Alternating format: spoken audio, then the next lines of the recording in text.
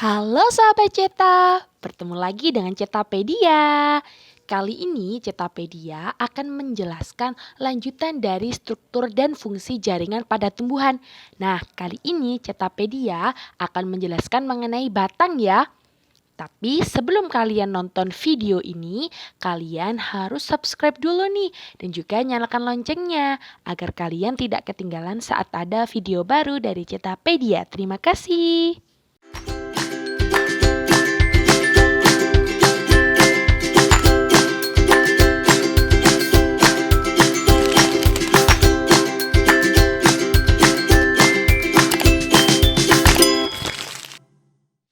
Seperti halnya pada akar, batang bila diiris melintang menunjukkan bagian-bagian atau daerah atau jaringan-jaringan penyusun dari luar ke dalam. Nah, apa saja bagian-bagian dari batang tersebut? Simak video berikut ya. Struktur dan fungsi jaringan tumbuhan. Struktur batang. Yang pertama, kita akan membahas mengenai fungsi dari batang. 1. Menopang tubuh tumbuhan. Yang kedua, mengarahkan posisi daun agar memperoleh cahaya matahari yang cukup. Yang ketiga, sebagai transportasi air dan juga zat makanan.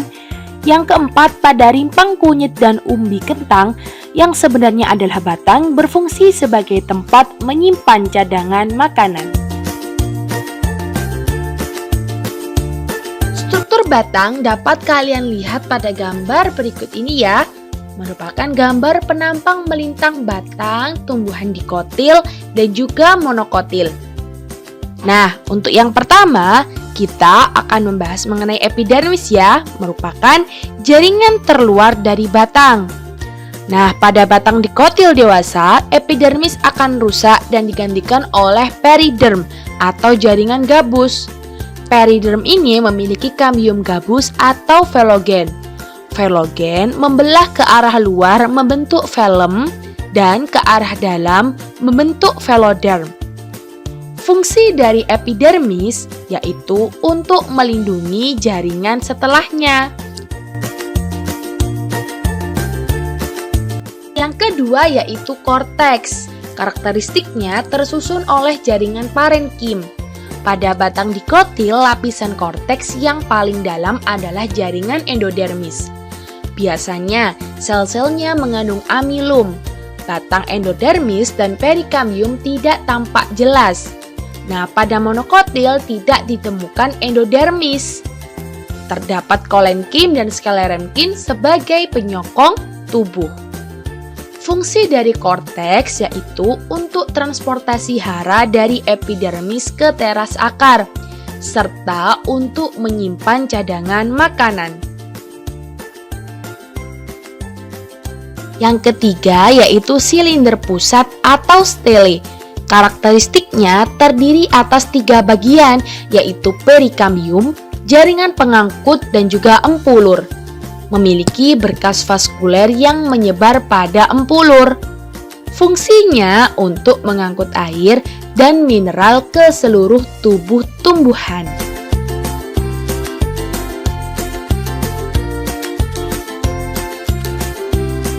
Yang keempat yaitu silem atau pembuluh kayu. Karakteristiknya tersusun dari berbagai jenis sel, yaitu sel serat dan sel-sel pembentuk pembuluh angkut silem. Yang kedua, sel-sel itu mengalami penebalan dinding. Fungsi silem untuk mengangkut air dan zat hara dari akar ke daun dan sebagai jaringan penguat. Yang kelima yaitu floem, merupakan sel-sel pembuluh tapis yang bersifat aktif dalam mengangkut pergerakan hara di dalamnya. Dinding sel-selnya tipis dan memiliki struktur lubang-lubang. Fungsi floem yaitu mengangkut hasil fotosintesis dari daun ke seluruh bagian tumbuhan. Keenam yaitu kambium, merupakan pembatas silem dan floem pada tumbuhan dikotil dan selalu membelah menyebabkan batang bertambah besar.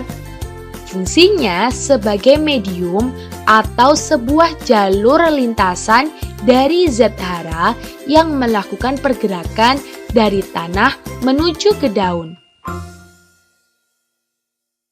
Kalian tahu tidak bahwa umur dari tumbuhan itu bisa dilihat dari batangnya yang merupakan ada lingkaran tahunnya. Nah, kalian coba lihat gambar di bawah ini ya. Nah, lingkaran tahun ini menunjukkan aktivitas kambium yang dapat digunakan untuk menghitung umur dari tumbuhan ini.